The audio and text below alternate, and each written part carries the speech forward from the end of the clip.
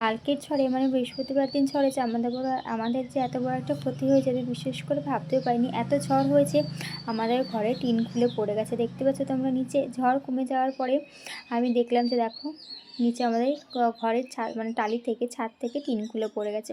আর এখন দেখো আকাশটা কত সুন্দর লাগছে, গাছের ফাঁক থেকে কী সুন্দর সূর্যি মামা উঁকি দিচ্ছে। দেখে কি বোঝা যাচ্ছে আকাশটা দেখেও যে এই কিছুক্ষণ আগে এত ঝড় বৃষ্টি হয়ে গেল, দেখে কিন্তু একটুকুও বোঝা যাচ্ছে না।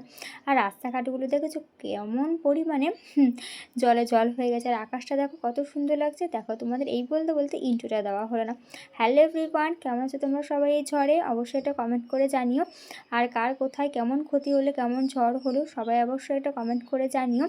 না না গো বন্ধুরা, ওটা কিন্তু আমাদের বাড়ির টিন পড়েনি খুলে, কিন্তু সবাই ভেবেছে যে হয়তো আমাদের ঘরে টিন পড়েছে।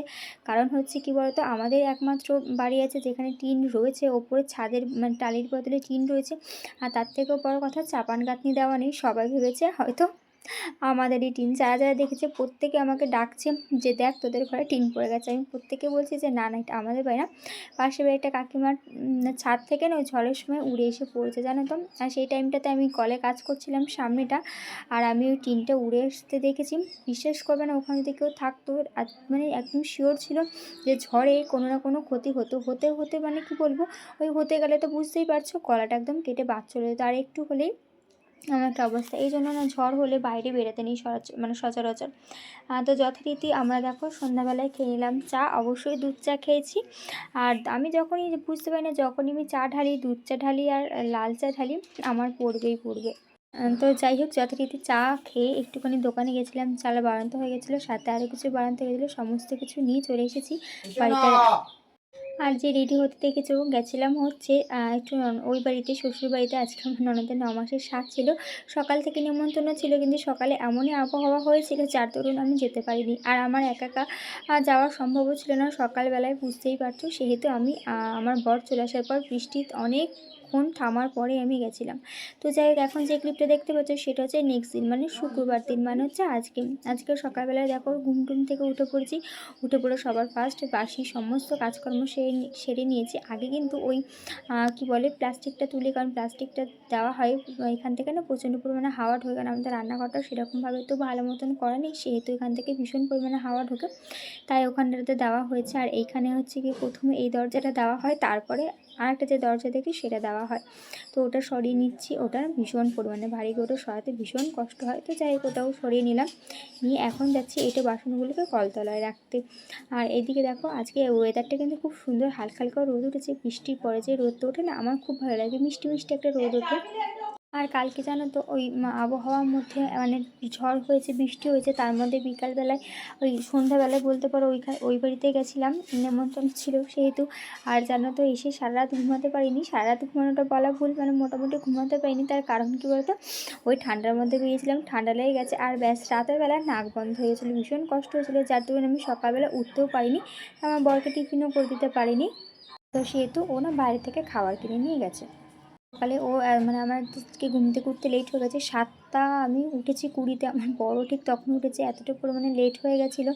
সেহেতু না তাড়াহুড়ো করে আগে সমস্ত আশিবাসি কাজ সমস্ত কিছু ছেড়ে বাসি জামা কাপড় চেঞ্জ করে এদিকে চলে এসেছি। এখন বাজে হয়তো 10টা বাজে 10 মিনিট বাকি, আর এদিকে চলে এসেছি সকালের খাওয়া নিয়ে।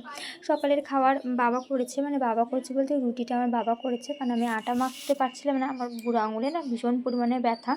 দেখবে নখ খুঁচিয়েছিলাম, নখ খুঁজলে না ভেতরে একটা চামড়া থাকে, সেটা না ছিঁড়ে যায়, আমারও সেটাই হয়েছে, নোকে নোংরা ছিল। আর বসে বসে আমি ওই নখটাই খুঁচিয়েছি, মানে প্রত্যেকটাই করেছি, নোংরা বসে করছি, কিন্তু ওই বুঝতে পারিনি ডান হাতের বুড়ো আঙুলটাতে কীভাবে যে করেছিলাম, কী অসুবিধা হয়েছিল বুঝতে পারিনি, ওটা না ছিঁড়ে গেছে, ভীষণ পরিমাণে ব্যথা, সেহেতু কোনো কাজও করতে পারছি না। তো যাই হোক, সেটা বাদ দিলাম। এখন দেখো তিনজনের প্লেটে আমি সকালে খাবারটা বেরিয়েছি, মানে রুটি আলু ভাজা, আর কিছু নেই আজকে আমাদের, কিন্তু সাথে রয়েছে ঘি, যেটা রুটি দিয়ে গরম গরম রুটিতে ঘি আর চিনি দিয়ে খেতে কিন্তু ভীষণ ভালো লাগে। কার কার ভালো লাগে অবশ্যই এটা কমেন্ট করে জানিও। আর হ্যাঁ, অবশ্যই কমেন্ট করে জানিও যে কার কোথায় কী হলো, ঝড় কেমন হলো, অবশ্যই এটা কিন্তু কমেন্ট করে জানতে ভুলো না। তো যাই হোক, আর এদিকে দেখো খাওয়া দাওয়া সমস্ত কিছু কমপ্লিট করে আমি বসে পড়েছি এদিকে দুপুরে রান্নার তোড়জোড় করতে। আজকে একটু লেটেই বসবো, কারণ আজকে সেরকম মাছ মাংস কিছুই রান্না হবে না, মানে রান্না হবে না বলতে আমি না করেছিলাম, আমি মা দুজনেই। বলো তো প্রতিদিন না দেখবে মাছ খেতে ভালো লাগে না, মাছ মাংস কোনো কিছু ভালো লাগে না, আর প্রতিদিন ডাল খেতেও ভালো লাগে না। এক নাগাড়ে তোমরা দেখেছো মাছ আমরা খেতেই আছি, সেহেতু একদম ভালো লাগছিলো না, তাই সিম্পল।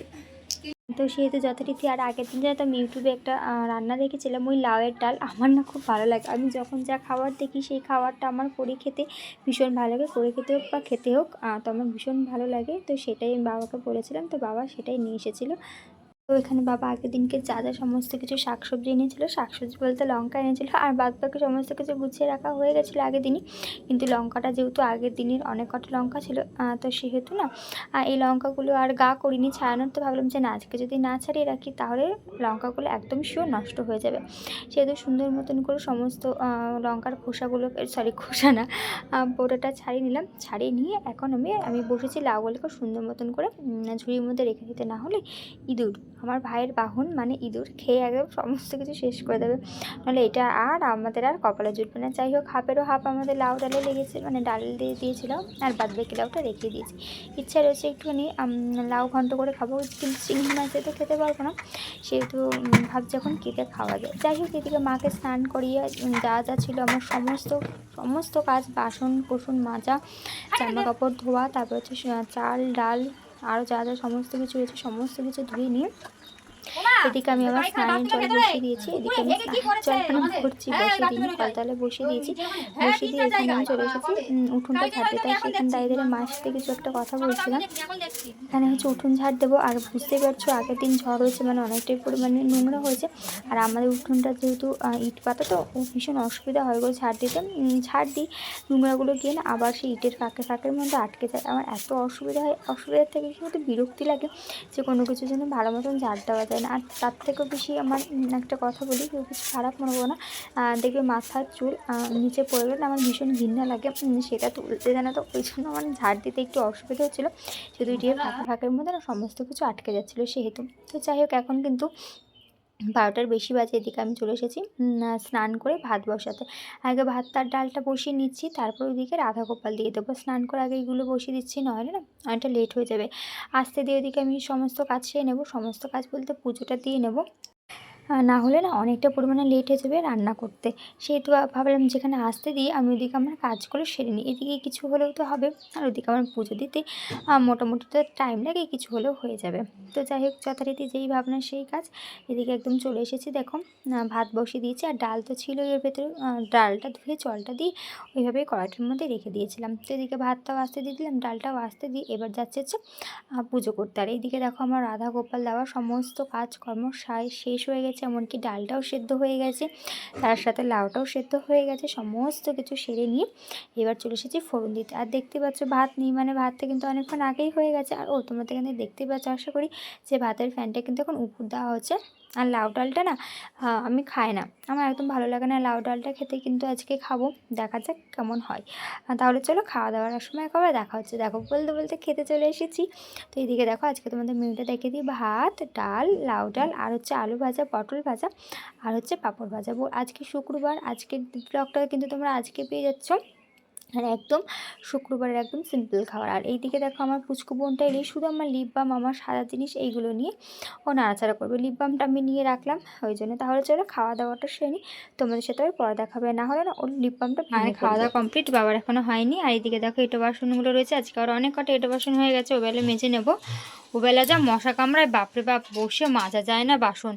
এদিকে দেখো গ্যাস ফ্যাস একদম সমস্ত কিছু পরিষ্কার করে নিয়েছে, রান্নাঘর একদম পুরো পরিষ্কার। এই যে নিচে রয়েছে ভাতের হাঁড়ি, আর এইদিকে দেখো সমস্ত থালা বাসনগুলো আমি সুন্দর মতন করে সাজিয়ে গুছিয়ে নিয়েছি। এইদিকে ঠিক আছে, কাপগুলো সুন্দর করে সাজিয়ে নিয়েছি। আর এই যে এর মধ্যে রয়েছে পাঁপড় ভাজা, পাঁপড় ভাজাটা এখানে রাখি, না আমি এবার দিতে ভুলে যাবো। তো পাঁপড় ভাজা প্লাস্টিকের মধ্যে করে রেখে দিয়েছি, এতে কি হবে পাঁপড়গুলো না নরম হবে না, এই জন্য আমি এভাবে রেখে দিয়েছি। তাহলে চলো আজকের ভিডিও এইটুকুই, কালকে দেখাও নতুন একটা দিন নতুন একটা ব্লগের সাথে। টাটা।